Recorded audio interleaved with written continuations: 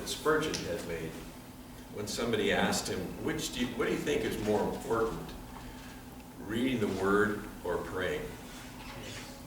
And Spurgeon looked back at him and said, well, what do you think is more important, breathing in or breathing out? Some of you have heard that before, right? One of the reasons that we pray in here is because I'm not so sure that we breathe out enough. I'm not so sure that we talk to God enough when He reveals what He's doing, not only through His Word, but when He reveals what He's doing in people's lives. The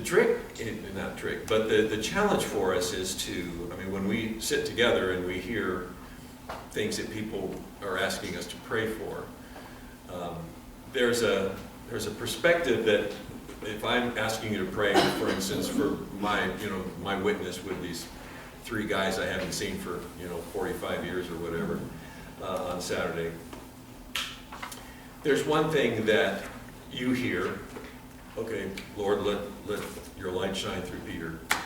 But there's also a sense of taking that time, as you would hopefully when you read the Word. Lord, why are you saying this?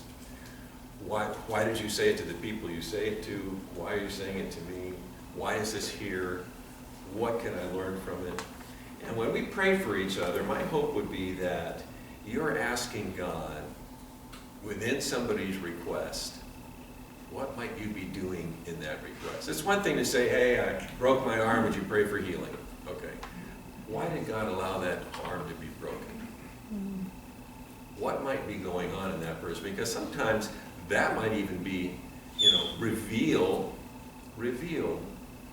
what your purpose is, what your purpose could be in a broken arm, And I'm not saying we got to guess at those things, but what I'm saying is, Lord, get the work done that you want to get done in somebody's life, so that whatever that situation might be, we're really trying to respond to Him as much as we're trying to help each other and encourage one another. What does God do to build patience into people? What does God do to build faith and belief in people? What does God do to build trust in people? It's never easy in any situation. But there's such a positive purpose in God's desire that you grow in Him, lean into Him, even when you're leaning into pain, that you are embracing this opportunity for God to show you something or to build into something.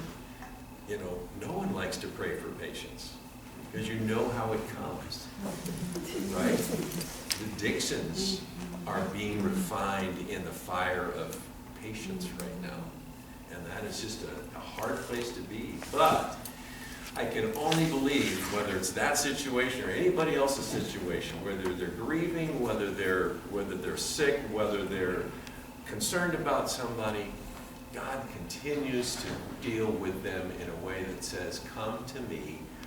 I will never turn away the brokenhearted. I will never turn you away. I will never turn from my perfect plan in your life. Do you believe that? Do you believe that? Yeah. So I just want to encourage us in how we pray for one another.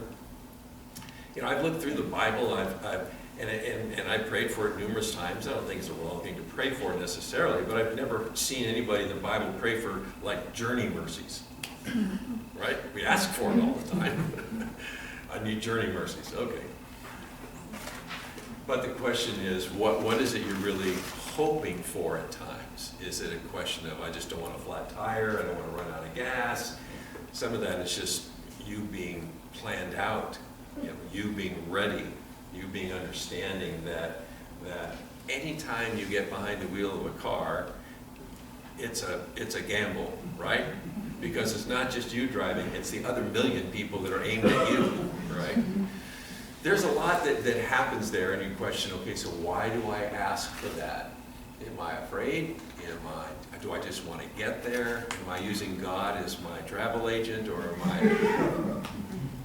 I don't want to demean anything, but what I'm saying is, what I want to do is I want to be sure I'm praying the way the Bible prays for one another. And that takes some time, and it takes me to think, when I'm even just talking with God, what's going on? So, how can we be praying for you today? I hope I haven't just just squash the whole thing for you, but how can we be grand? Yeah, go ahead, Jane.